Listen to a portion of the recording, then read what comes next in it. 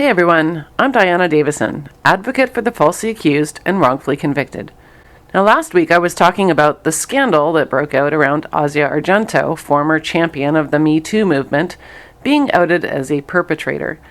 Her alleged victim, Jimmy Bennett, had played Argento's son in a film called The Heart is Deceitful Above All Things when he was only 7 years old, and they had called each other Mama and Son ever since, even after a sexual encounter. The film was about a mother who abuses her child, eventually leading to the child being sexually assaulted, which brings up the phrase, life imitating art imitating life, or art imitating life imitating art. And while sexual abuse or assault is obviously not art, stories about this type of life experience require artfulness. The author whose work Argento's film was based on, J.T. Leroy, had risen to fame for writing about sexual abuse in a new way. Leroy was profiled as a young, gender-confused boy who had survived drug addiction and a life of prostitution at the hands of a twisted and abusive mother. As Leroy's celebrity grew, he complied with demands for public appearances, and a bizarre character materialized to play that role. Looking back at it now, it's hard to believe that anyone could think that this person was male.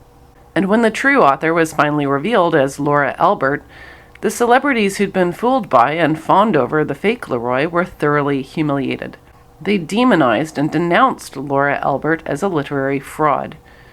As a quick note, Asia Argento had seduced and had sex with the woman who was dressed up as Leroy while pursuing the film rights, and still maintains that she didn't realize at any point that he wasn't actually a young man with a sex change. The reason this ridiculous avatar was successful was not because Laura Albert was a master manipulator. It was because people wanted so badly to believe J.T. Leroy was a real person. The public wants stories that they can connect to, and every tale needs a good storyteller. Right now, people have demanded Me Too stories. They want us to share our personal stories of sexual abuse, and they want those stories in high volume. Journalists have been told to get these stories, and they want names to attach to them.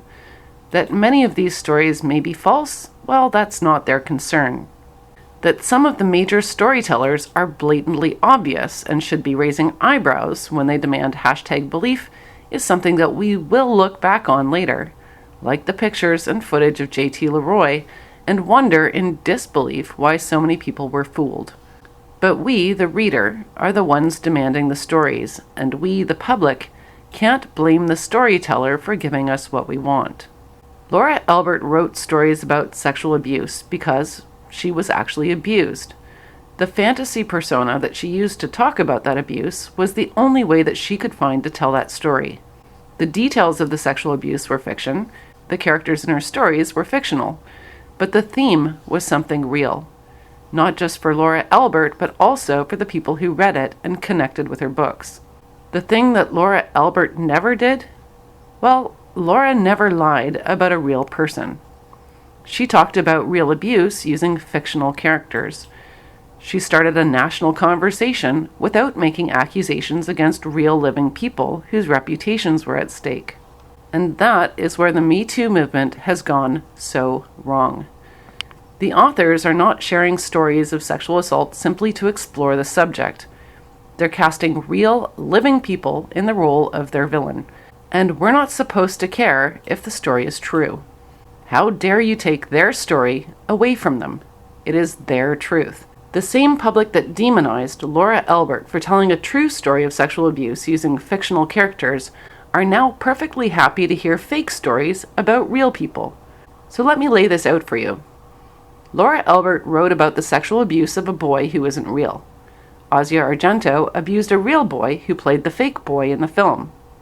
Savannah Knoop, the woman who, as the fake J.T. Leroy, had sex with and had her heart broken by Asia Argento, now has a feature film coming out in which they use Laura Albert's real name as the villain and lie about Asia Argento's name, calling her Eva.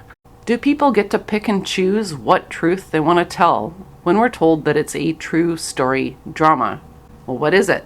Is it a true story or a drama?